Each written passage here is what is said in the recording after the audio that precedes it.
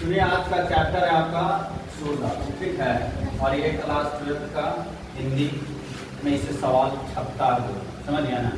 और छपने वाले सवाल हैं, इनके बारे में हम लोग देखेंगे कि सूरदास का जन्म कब होता है, उनका जन्म स्थान क्या है, उनका निधन क्या है, और सूरदास किन भगवान की पहचान की है, ठीक है। तो सूरदास का जन्म में वो संक्षिप्त जीवनी दिया गया है, जिसमें जन्म यहाँ पे दिया गया है। सूरदास का जन्म लगभग 1478 कब होता है, 1478 इसमें माना जाता है, ये अनुमानता है, ठीक है। ये आपका लगभग में 78 भी दे सकता है, 72 भी दे सकता है, बट ऑप्शन के अकॉर्डिंग आपको काम होगा, ठीक है। उनके जन्म स्थान के बारे में विभिन्न मत दिया है। कोई सीही दिल्ली दिया है, क्या दिया है, सीही दिल्ली, समझ गए ना। सीही नामक एक स्थान है दिल्ली के नजदीक में, कहाँ, दिल्ली के नजदीक में, वहीं इनका क्या माना गया है, जन्म स्थान। यानी कि इनका कोई देगा सुनिए नाम से, जन्म स्थान कोई पूछ देगा तो जन्म स्थान जो है आपका छोटे वो है दिल्ली। कौन सा है, दिल्ली, याद हो गया। जन्म स्थान क्या है, दिल्ली। दिल्ली कौन सा, सीही जगह है, कौन सा, सीही, ठीक है। सीही जगह पे यानी कि दिल्ली के नजदीक में एक सीही शहर है, और वहीं पर इनका क्या माना गया है, जन्म स्थान। कहता है इनका ऐसे जन्म स्थान एक्चुअल पता नहीं है, लेकिन अकॉर्डिंग दिया है बुक में, यानी कि दिल्ली सीही, तो दिल्ली सीही लगाना।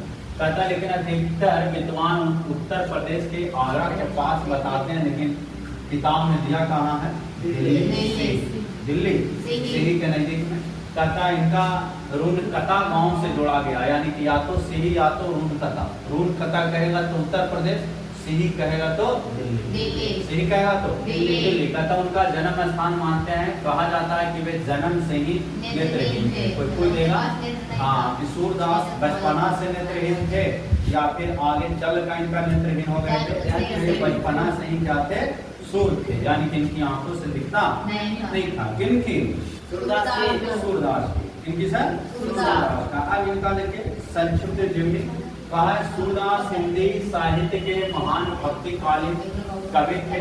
कहता भगवान कृष्ण के बहुत बड़ा भक्त सूरदास मिलते ना, यानी कि बहुत बड़ा अगर भक्ति कोई थे, भक्त थे, तो वो किनके थे, कृष्ण भगवान के थे। और कौन थे, सूरदास। कहता उनकी भक्ति भावना उनकी रचनाओं में स्पष्ट रूप से दिखाई पड़ता है। और सूरदास जी जो है ना बल्लभाचार्य के यानी कि शिष्य थे। कोई पूछेगा कि सूरदास के आदर्श गुरु कौन थे, कौन थे, और उन्होंने पुष्टि मार्ग को अपनाया। कहता उन्होंने अपनी कविताओं में श्री कृष्ण, बाल लीला, बादशाह प्रेम और रास लीला का अत्यंत सुंदर भाव में क्या किया, उसका वर्णन करने का काम किया। कहता उनकी भाषा ब्रज भाषा, कौन सी भाषा है, भाषा। कोई देगा कि बताइए सूरदास की जो भाषा था, अवधि था या ब्रज भाषा है, भाषा कौन भाषा, ब्रज भाषा, जो सरल यानी मधुर यानी भावपूर्ण अर्थों में उन्होंने क्या किया है, ब्रज भाषा में बताने का काम किया। कहता उनकी प्रमुख जो रचना है वो पहला है सूरसागर। कौन सा सागर, सागर। इसके बाद है सुरावली, क्या छोटे, सुरावली के बाद है साहित्य। कौन सा, साहित्य। तो पहला, दूसरा और तीसरा, इनका 3 प्रमुख रचना है। पहला सूरसागर, दूसरा सुरावली और तीसरा है यानी कि साहित्य। सूरदास का लगभग निधन माना जाता है 1583। कब माना जाता है, 1583 ईस्वी माना जाता है। सूरदास का साहित्य आज भी भक्ति, प्रेम का सौंदर्य और अद्भुत उदाहरण के लिए माना जाता है। सूरदास का थोड़ा सा तो सूरदास का आपसे पूछेगा जन्म कब होता है, बताइए 1478 में, अनुमानतः दिल्ली के निकट सीही गांव, ऐसे कोई उत्तर प्रदेश में बोलते हैं, समझ गया ना। और इनके बचपना से ही आंख से नेत्रहीन थे, या फिर आगे चल के नेत्रहीन हो गए थे, बचपना से यानी जन्म से ही क्या थे, इनका आदर्श जो गुरु थे वो कौन थे, तो यानी कि बल्लभाचार्य थे। कौन थे, बल्लभाचार्य। कौन थे, बल्लभाचार्य थे। और उन्हें कौन सी भाषा में लिखने का काम किया था, ब्रज भाषा, अपनी भाषा नहीं, भाषा। आपको हमेशा मुलायम पड़ेगा एक ब्रज भाषा देख करके कबरी भाषा, लेकिन आपको कठोर बने रहना है। सूरदास आएंगे ब्रज भाषा। कौन भाषा? मातृभाषा। समझ गए ना? सूरदास आएंगे तो ब्रजभाषा और मलिक मोहम्मद जायसी आएंगे तब कौन भाषा? अवधी भाषा। समझ गए ना? और इनके सुन लीजिए, कहता है इनका जो दिल्ली के निकट से ही में माना जाता है। कहता है इनका ब्रज क्षेत्र में क्रमशः गौ घाट, वृंदावन यानी निवास स्थान, इनका तो जन्म हो गया कहाँ? दिल्ली में। लेकिन ये चल करके आगे उत्तर प्रदेश के प्रयागराज में आ जाते हैं। कहाँ? प्रयागराज में रहते हैं, कुछ दिन बनारस में रहते हैं, फिर वृंदावन में चले जाते हैं। कहाँ चले जाते हैं? वृंदावन। वृंदावन में सबसे ज्यादा अगर भक्ति है तो वो कृष्ण की है। किनकी है? कृष्ण की। वहाँ साक्षात आपको कृष्ण और राधा के यानी कि मार्मिक प्रेम दिखाई पड़ेगा। अगर आपको प्रेम देखना है तो चले जाइए कहाँ? वृंदावन। वहाँ आपको कृष्ण और राधा की अद्भुत यानी कि प्रेम कथा वहाँ पे देखने के लिए मिलता है। कहता उन्होंने लोक गान भी किया। उनका अभिरुचि जानते हैं क्या में था? पर्यटन में। क्या में? पर्यटन। पर्यटन में घूमने में। क्या में छोटे? घूमने में था। समझ गए ना? कोई पूछेगा सूरदास का रुचि क्या था छोटो? सब पर्यटन था। उसके बाद सत्संग करना। क्या करना? सत्संग। जैसे आप सभी सत्संग से दूर भागोगे, कोई कह देगा बैठ करके झाल पिटोरे झाल पिटाएगा, थक जाओगे। लेकिन कोई बच्चा है जिसको बहुत ज्यादा रुचि है, वो हरे रामा हरे कृष्णा हरे कृष्णा खूब करेगा, उसको रुचि है। ढोल बजाने के लिए बोल दीजिए, इकड़ी बजाने के लिए बोल देगा, सारंगी बजाने के लिए बोल देगा, उसकी मार्मिक भाषा को बहुत बढ़िया से वो सुनेगा। इनको रुचि क्या था? सत्संग और घूमना, पर्यटन। तीसरा रुचि है इनका वैराग्य जीवन। कौन सा जीवन? समझ गए ना? वैराग का मतलब होता है एकांत। वैराग का मतलब एकांत जीवन में भी इन्होंने विश्वास किया, यानी कि इन्होंने मोह माया से दूर रहा। इससे मोह माया, जैसे छात्र जीवन है, छात्र जीवन जो होता है वो वैराग्य जीवन होता है। कौन जीवन? वैराग्य। लेकिन क्या वैराग्य जीवन में बच्चे जीते हैं? नहीं, ये बच्चे मोह माया में जीते हैं। छात्र जीवन में एक ऐसा शक्ति है कि वो बड़े से बड़े पहाड़ को भी छोटा कर सकता है, वो है जीवन छात्र का। लेकिन छात्र जीवन अपनी क्या करते हैं? अहमियत को भूल जाते हैं, वैराग्य जीवन को भुला देते हैं, माता पिता से जाने से भी क्या होते हैं? दूर कतराते हैं। तो वो वैराग्य जीवन को जी रहा है। छात्र जीवन यानी कि एकदम साधु का जीवन, उसको न दुनिया से मतलब है, न अपना परिवार से मतलब है, किसी से मतलब है, बस मतलब है तो उसे किताब से और उस ग्रंथ से। तो उससे बोला गया वैराग्य। यानी सूरदास का जीवन कैसा रहा है छोटो? वैराग्य। कैसा रहा? वैराग्य रहा। इनका दीक्षा गुरु आपने पढ़ा है कि कौन थे? बल्लभाचार्य। ये जो शिष्य भी थे ना, ये बल्लभाचार्य के शिष्य थे। इनके शिष्य थे बल्लभाचार्य। और बल्लभाचार्य यानी कि बहुत महान बड़ा गुरु थे। और जिनका शिष्य कौन थे? समझ गए ना? कहते हैं बल्लभाचार्य, इन्होंने भक्ति साधना प्रवर्तक साहित्य दार्शनिक आचार्य एवं संत के दीक्षा गुरु प्राप्त किए। जैसे एक होता है शिक्षा गुरु और एक होता है दीक्षा गुरु। हम आपका दीक्षा नहीं दे रहे हैं, हम आपको शिक्षा दे रहे हैं। दीक्षा गुरु वो होता है जो आपको एक रास्ते से निकाल करके आपको प्रयत्न करने के लिए सिखाता है, जो आपको वैराग्य जीवन में ले जाने के लिए सिखाता है, वो आपका हो गया दीक्षा गुरु। समझ गए? जैसे कोई पूजा पाठ करना या करवाना, आपको उसमें अभिरुचि को बढ़ाने के लिए कोई कहेगा, अपने संस्कार को बढ़ाने के लिए कहेगा, तो वो शिक्षा नहीं है, वो दीक्षा। क्या है? दीक्षा। जैसे कोई आदमी देखता है ना, कहता है ना कि आपके पास ये द्वेष चल रहा है, ये घटनाएं घटने वाली है, तो वो क्या पढ़ करके बताए? वो दीक्षा जान रहा है। क्या जान रहा है? दीक्षा। इनका दीक्षा गुरु कौन थे?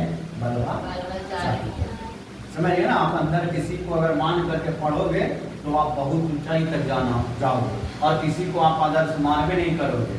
जैसे कोई देखते हैं युवा प्रेमानंद को मान लिया, कोई कृष्ण शास्त्री को मान लिया, कोई कृष्ण को मान लिया, कोई राधा को मानता है, कोई विष्णु को मानता है, कोई लक्ष्मी को मानता है, कोई सरस्वती को आदर्श मानता है। जो जिसको आदर्श मानता है उसका आदर्श गुरु वो होता है, और उसी रुचि के साथ वो आगे बढ़ता है।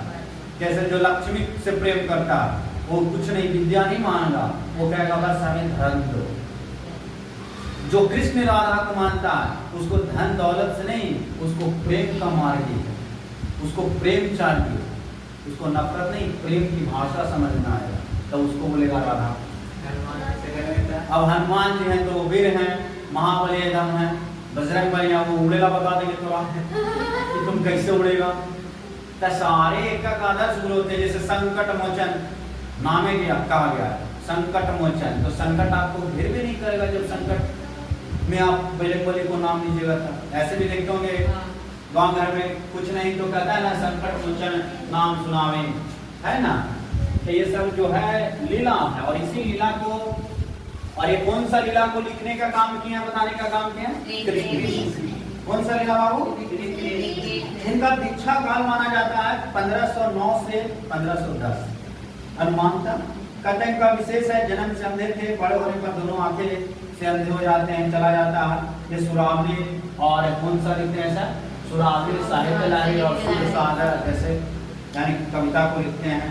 सूर सागर कवि में विश्व प्रसिद्ध में प्रमुख आधार इनको दिया गया, और ये श्रीमद् भागवत की पद्धति पर 10वें स्कंद में हुई, और ये गद्य पदों का भी क्या किए हैं, विशाल संग्रह करने का काम किया। कौन, सूरदास। तो सूरदास के आदर्श शिक्षक कौन थे, वल्लभाचार्य। वो बचपन से अंधे थे, बचपना से अंधे थे। जन्म कब होता है, मृत्यु कब होता है, 1500 अनुमान था, है ना। क्या माना गया है, अनुमान था। तो इसमें कोई दिक्कत बताइए। एमसीक्यू देख लें, एमसीक्यू देख लेते तो इनका संक्षेपण भी थोड़ा देखेंगे किताब से। चलिए, सूरदास का लगभग जन्म ऑप्शन नंबर देखिए, सूरदास के जन्म स्थान तुर्क में किस स्थान अधिक मान्यता दिया गया, तो आपका यानी कि नूतन कथा आगरा, ऐसे आपको दिल्ली, दिल्ली के कुशी सभी सी ना सी उसी तो जाएगा उत्तर प्रदेश में। सूरदास में इस काल के कवि थे, तो याद रखिएगा भक्त, कौन से का भक्त। सूरदास किस भगवान के भक्त थे, तो एक कृष्ण, ना राम के थे, ना शिव के थे, ना विष्णु के थे, एक किसके थे सर, कृष्ण के।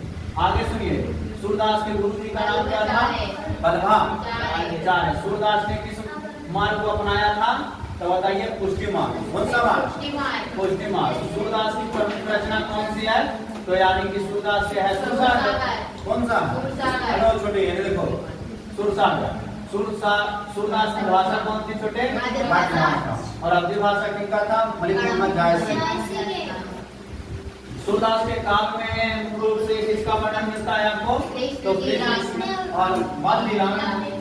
सूरदास का निधन लगभग 1583। सूरदास की अन्य रचनाओं में कौन कौन सी शामिल है छोटे, तो आपका साहित्य लहरी। कौन सा, सूरदास की काव्य शैली कैसी मानी गई है, तो यानी कि कैसा, यानी कि सरल और भावपूर्ण, सरल भावपूर्ण। सूरदास किस प्रकार के कवि माने जाते हैं, तो भक्ति कवि माने जाते हैं। किसकी भक्ति करते हैं, कृष्ण और राधा। सूरदास की कविताओं में प्रमुख भाव किनका दिया गया है, भक्ति और प्रेम, भक्ति और प्रेम के। सूरदास के बारे में कौन सा कथन सही माना जाता है, वे नेत्रहीन थे, ना वो सैनिक थे, ना वो राजा थे, ना वो व्यापारी थे, वो तो थे नेत्रहीन थे। कोई दिक्कत इसमें, दिक्कत। अब देखिए, एक पद आपका सेकंड है जिसमें सूरदास के बारे में आपने पढ़ा। अब इनके थोड़ा सा पाठ का सारांश समझ लेते हैं। कहता, हे माता, सुनिए, वो लफड़ा क्या करेगा, पढ़ो चुपचाप, भैया के कहो ना पढ़े देवे। सुनिए, ये है सूरदास के द्वारा पहला पंक्ति लिखा गया है, जिसमें अर्थ भावार्थ दोनों बताया गया। कहता, हे माता, कभी अवसर हो तो करुणा की बात छिड़कर श्री रामचंद्र जी की मेरी भी याद है। श्री रामचंद्र के से अनुमानता ये सूरदास करते हैं कि हे माँ, अगर आपको, माँ मतलब उनकी पत्नी को, अगर कहते हैं कि हे माता, तुम्हें अगर थोड़ा सा समय मिल जाए, थोड़ा सा, तो श्री रामचंद्र से मेरे बारे में थोड़ा दिला देना। कहता है, इसी से मेरा काम बन जाएगा। सिर्फ श्री राम को कर देना कि एक आपका भक्त मैं है, जो आपके यानी कि कार्य भार में इतना बेतहाशा लगा है इतना वो मर्म यानी कि मार्मिक फैला रखा है, जिससे दुनिया को मोहने का काम कर रखा है। सिर्फ इतना हमें हमारे बारे में श्री रामचंद्र को क्या करना कहता है, सर्व साधनों से हीन, मलिन, दुर्बल और पूरा पापी मनुष्य आपका दास बनकर कहलाकर और आपका नाम लेकर पेट भरता है। सिर्फ तुम इतना करना कि एक आदमी है जो एकदम दुर्बल है, कमजोर है, मनुष्य यानी कि सूर है, समझ गए ना, आपका दास कहलाकर आपका नाम ले तो हमारा सिर्फ क्या हो जाएगा, पेट भर जाएगा, आत्मा भर जाएगा, संतुष्ट हो जाएगा। इस प्रभु पर कृपा करके पूछे कि वह कौन है, तो मेरा नाम मेरी दशा उन्हें बता देना। एक ऐसा आदमी है जो आपका इस प्रकार से यानी कि सेवक है, जो मानो कि यदि कि आपको एकदम धरती लोक पर लाने का प्रयत्न कर रहा है। इतना वो अपने भक्तिमय को क्या कर रखा है, फैला रखा है। कहता है कृपालु रामचंद्र जी के इतना सुन लेने से ही मेरी सारी बिगड़ी जो जाएगा, बन जाएगा। सिर्फ श्री राम के नाम लेने से अगर हमारे बारे में कह देंगे और वो सिर्फ एक बार नाम मेरा ले लेंगे ना, तो मेरा जितना भी काम है, जितना भी क्लेश है, सारा मेरा काम हो जाएगा, बन जाएगा। कहता है हे सकन्नी जानकी जी, यदि इस दास को अपनी इस प्रकार के वचनों से सहायता कर देते हैं तो तुलसीदास आपके स्वामी की गुनावली गाकर और सागर से पार हो जाएगा, तर जाएगा, मीन्स पार हो जाएगा। ये पहला यानी कि सारांश में यानी कि जो है कहते हैं किनसे, श्री रामचंद्र सिर्फ कृपया करते हैं उनकी पत्नी से जानकी से कि हे मां तुम श्री रामचंद्र से थोड़ा सा हमारी नाम ले लेना और कहना कि एक पतला सा पापी दुबला सा यानी कि शरीर लेकर के इतना आपका दास बना हुआ है कि कहना नहीं है, भक्ति मैं एकदम बना दिया है। अगर मेरा नाम और सिर्फ एक बार ले लेंगे तो हमारी पूरा बिगड़ा हुआ काम बन जाएगा। ये पहला पंक्ति में कौन कहते हैं, दूसरा में कहते हैं कि हे भगवान आज सवेरे से ही मैं आपके दरवाजे पर अड़ा हूँ, मैं सवेरे से ही आपके दरवाजे पर अड़ा हूँ, रे करके रट रहा हूँ, गिड़गिड़ा कर मांग रहा हूँ, मुझे और कुछ नहीं चाहिए, बस एक और टुकड़े के ही काम बन जाएगा। कहता एक बार आपसे एक मेरा छोटा सा टुकड़ा दे दीजिएगा, नाम ले लीजिएगा मेरा नाम टुकड़ेगा तो मेरा काम बन जाएगा। कहता है जरा सी कृपया दृष्टि से ही मैं पूर्ण काम हो जाऊंगा। कहता है यदि आप कहें कि कोई उद्यम क्यों नहीं करता, गिड़गिड़ा कर एक क्यों मांगता है, तो इसका उत्तर यह है कि मैं भयंकर कलयुग में उत्तम साधन रूपी उद्यम का बड़ा ही दारूपी तुच्छित पड़ गया हूँ। कहता है जितने उद्यम और उपाय साधन है सभी बुरा है। कहता है कोई भी निर्विद्य नहीं होता। कहता है इसी से आपसे एक मैं मांग रहा हूँ और ये मैंने उचित समझा। क्या समझा, उचित समझा। कहता है कलयुगी मनुष्यों की करतूत तो नीचे है, आज के समय के जो मनुष्य है उसका करतूत क्या है, नीचे है, उसका करतूत ऊंचे नहीं। जैसे आज मशीन पर हम लोग डेवलप है, मशीन पर पूरी तरह से आधारित है। क्या मशीन हम लोग को ऊंच ले जाने की कभी सोचा? हमेशा मशीन हम लोग को भले सुख सुविधा दे दिया, लेकिन ये तो करतूत मनुष्यों का क्या है, नीच वाला। कहता है दिन रात विषय के लिए ही पाप में रत लगाए बैठे हैं, उनका मन ऊंचा है, वह चाहते हैं सच्चा सुख मिले, परंतु सच्चा मुझ सुख बिना भगवत कृपया हुए नहीं मिलता है। जैसे कि कोड़ की हाथ जिसे खुजलाते समय सुख मिलता है, जैसे कोई आदमी के देखोगे दाना फुंसी हो गया, जिसको बोला कोड़ आदमी, कौन आदमी, कोड़ आदमी, उसको जितना मजा खुजलाने में मिलता है उतना ही मजा भगवान के नाम लेने में एक दासी को मिलता है। समझ गए? जैसे कोई आदमी के देखोगे खुजली कर हो गया, ऐसे से लगेगा नोचेगा तो लग रहा है जन्नत में चलो, और जब नोच के बैठ जाएगा ना वो कर बात लेगा नरक से भी नरक में उड़ा है। तो यही बोले कि जैसे कोढ़िया जो आदमी होता है कि उसको बोला जाता है कोड़ उठ गया, उसका शरीर चित्ती धर लिया, उसके शरीर में मानो कि कुछ भी आएगा तो पूरा खुजलाने में उसको लगेगा जन्नत में पार कर गया, और जब वो जन्नत पार होकर के जब हाथ को स्टॉप करेगा तब फिर वो व्यक्ति उल्टा वापस नरक की दुनिया में आ जाएगा, लगेगा कि एकदम बेचैन हो गया। क्या हो गया? बेचैन होगा। और खिलाते समय जो सुख मिलता है ना, वैसा ही एक भक्ति में व्यक्ति को भी क्या मिलता है? सुख मिलता है, सिर्फ नाम लेने। पर पीछे मवाद निकलने पर जलन पैदा हो जाती है। कहता उसी के समान इंद्रियों के साथ विषय का संयोग होने पर आनंद में तो सुख मिलता है। जैसे हम सभी इंद्रियां पांच है, नाक कान जीभ है न त्वचा, पांच इंद्रियां, पांचों में इंद्रियां मिल जाए छोटे तो सुख हो गया। और पांचों में एक अगर कट गया ना तो सुख खत्म हो गया। होगा कि नहीं? जैसे आप आँख कान सब ठीक है और त्वचे भी काम होता है, त्वचे आपको उजला उजला पड़ जाए, क्या आपका शरीर सही है? नहीं। तो यही बोले कि जब सारे इंद्रियां जो है विषय का संयोग बन जाएगा तो आरंभ हो जाता है, सुख मिलेगा। और परंतु परिणाम में महादुख होता है, इसीलिए विषय केवल दुख है, हमारी है। विषय से क्या है? दुखों से भरा है। ये संसार किससे भरा है? दुख से। आज किसी भी व्यक्ति के पास जाइए, उससे पूछिए तुम सुखमय है, बोलेगा नहीं हम दुखमय हैं। क्या? तो कोई बाप से तंग है, कोई माई से तंग है, कोई बेटा से तंग है, कोई बेटी से तंग है ना? हर आदमी कहीं ना कहीं क्या है? ये संसार में दुख है। कहता है मैंने हृदय में डर कर कृपालु संत समाज से पूछा कि काहे मुझ शरीर के उदय मैंने को भी कोई शरण में ले लेगा।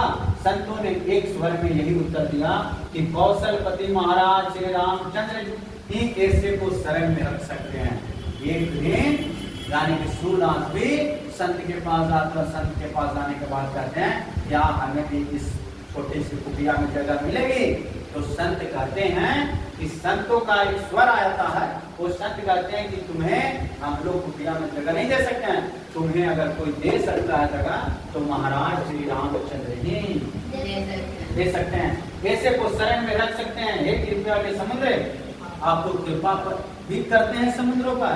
कहता है दानियों का, यहाँ पे कहता है कि आपको छोड़कर दीनता और दरिद्रता का नाश कौन कर सकता है? अगर कोई भगवान का नाम लेने से दीनता और दरिद्रता का दूर हो जाता है तो भाई भगवान का नाम कौन छोड़ेगा? कोई छोड़ेगा? कहता है हे दशरथ नंदन, आप दशरथ के बेटे हैं, पुत्र हैं, दानियों का बाना रखने वाले आप श्रेष्ठ आदमी हैं। कहता है हे गरीब निवास, मैं जन्म का भूखा और भिखमंगा हूँ। कहता बस सब इस तुलसी की भक्ति रुके, अमृत के समान सुंदर भोजन पेट भर खिला दीजिए, अर्थात अपने चरणों में ऐसी भक्ति दे दीजिए कि फिर दूसरी कोई कामना न रहे। सूर का जन्म 1478 में। सूरदास की अभिरुचि किसमें थी? पर्यटन में, वैराग्य जीवन में, है ना। इसके बाद ब्रज क्षेत्र के किस ग्राम में सूर अधिक रहे थे? तो पारसोली। कौन सा? सूर्य किस काव्य धारा के कवि माने जाते हैं? किस भक्ति काव्य धारा के? सूर्य की भक्ति किस रीति की थी? तो संत भाव का, जो रस नंदन यशोदा विचलत वह कहा नहीं, तीनों लोक पे उजियारा वाला है। सूर काव्य का कौन सा अंश हिंदी साहित्य देखने को मिलता है? भरभर के। कौन सा? भरम करके नहीं होता है, घूम घूम कर गीत गाना। सूरदास किस भक्ति के कवि माने जाते हैं? तो कृष्ण भक्ति के। इनमें से सूरदास की कौन सी रचना माना गया है? पहला आपका है, न कड़वक है, न छपा है, पुत्र वियोग भी नहीं है। पुत्र वियोग किनका है? सुभद्रा कुंवर के भानु। सूरदास के गुरु कौन थे? महाप्रभु बलराम। चार साहित्य लहरी के रचनाकार कौन थे? सूरदास, है ना। सूर सागर के रचनाकार कौन है? सूरदास। और साहित्य सुरावली, साहित्य सुरावली के भी अगर टाइटल करा जाए तो सूरदास हिंदी साहित्य किस काल के कवि माने जाते हैं? मध्यकाल। सूरदास के काव्य की भाषा कौन सी मानी जाता है? राजभाषा। सूरदास का जन्म स्थान कौन सा है? दिल्ली के निकट यही नाम दिया ना, दिल्ली के निकट यही नाम ग्राम में। उत्तर प्रदेश बोलेगा तो उत्तर प्रदेश रहेगा तो उत्तर प्रदेश लगाना, ठीक है। अनुमानता बहुत मनी का जिक्र है, ऐसे दोनों देगा तो दिल्ली लगाना। कौन सा लगाना है? ब्रज भाषा के प्रारंभिक कवि का नाम क्या था? सूरदास। अवधी भाषा का कौन थे? जायसी। सूरदास का जन्म 1483 और जन्म कब होता है? 1478। दोनों तरफ से पॉजिटिव रेखाओं ने भी, सोलह ने भी सूरदास। अब और है ब्रजभाषा की विशेषता क्या है? इनमें से समानता है, माधुर्य है, लालित्य है। सूरदास के पद किस पुस्तक से लिया गया है? तो सूरसागर है। सूरदास के पद कि किस पुस्तक से लिया गया है? सूरसागर, ना कि साहित्य लहरी से लिया गया, ना सूर सरावली से लिया। सूर है सर। प्रथम पद में किस रस की व्यंजना हुई है? तो सूरदास रचित प्रथम पद में बांस रस की व्यंजना करते हैं। कौन सा?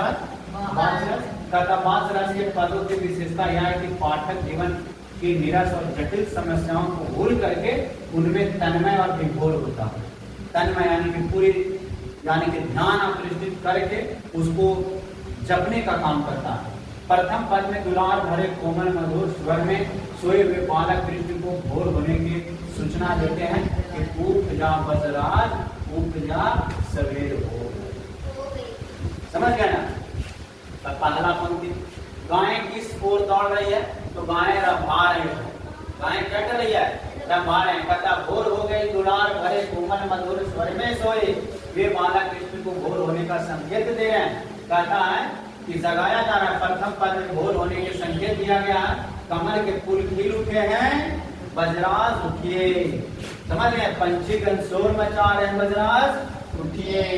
गायें गौशाला में रंभा रही है लगने के लिए, अपने बच्चों को दूध पिलाने के लिए, बजराज उठिए। ये सब विनती किनसे किया जा रहा है? बजराज कृष्ण से। अपने बच्चों की ओर दूध पिलाने के लिए गायें और ये रंभा रही है, दौड़ रहे हैं। प्रथम पद का भावार्थ अपने शब्द में कहता है पठित। यहाँ पे देखिए क्वेश्चन नंबर 4 कहता पठित पदों के आधार पर सूर्य के बाद से वर्णन की विशेषता क्या है? तो यह जागरण गीत है जिसमें बालक के स्वभाव का बड़ा ही मनोवैज्ञानिक विश्लेषण बताया गया। बालक क्या जानना चाहता है कि सुबह हो गई अथवा नहीं।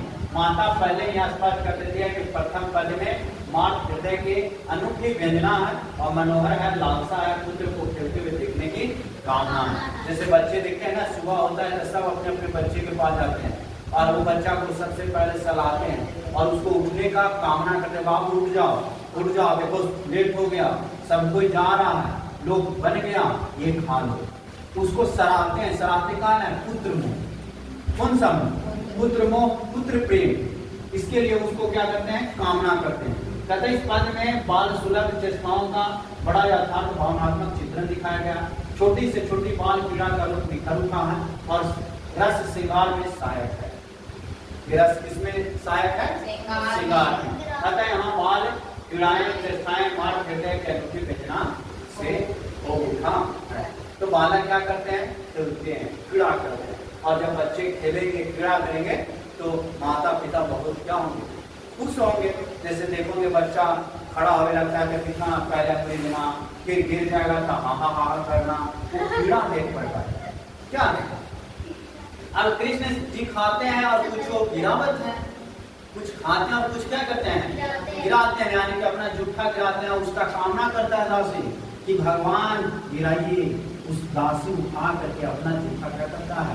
कृष्ण का खाता है। तो उनको से प्रेम है ना, इसलिए ना। जैसे बच्चे देखोगे बिस्किट गिराया तो उसके माँ या तो जो दादा है दादी खा क्या उनका साथ मान रहा है। ये बच्चा क्या कर रहा है? जब वो खाएगा तब वो बच्चा खाएगा और कामना भी करता है कि अरे गिराओ, थोड़ा मोड़ा खिलाओ। और वही कामना कृष्ण के माता पिता नंद जी करते हैं। किससे? कृष्ण से। कहता है कृष्ण नंद बाबा की गोद में बैठे हैं और अपने हाथ में उठा कर क्या कर रहे हैं? कृष्ण भगवान खा रहे हैं। थोड़ा सा खाते हैं और अधिक धरती पर जैसे बच्चे देखोगे ऐसे धार के पूरा खाएगा, लेकिन ऐसे कर देगा। ऐसे हमारी ना कि मुक्ति मांग के ऐसे करेगा। वो बच्चा ऐसे उठाएगा, वह ऐसे करेगा, ऐसे करेगा, 2-4 दाना जाएगा, बाकी सब दाना क्या हो जाएगा। और यही कृष्ण जी के साथ होता है। कृष्ण जी किनके गोद में बैठते हैं? नंद बाबा।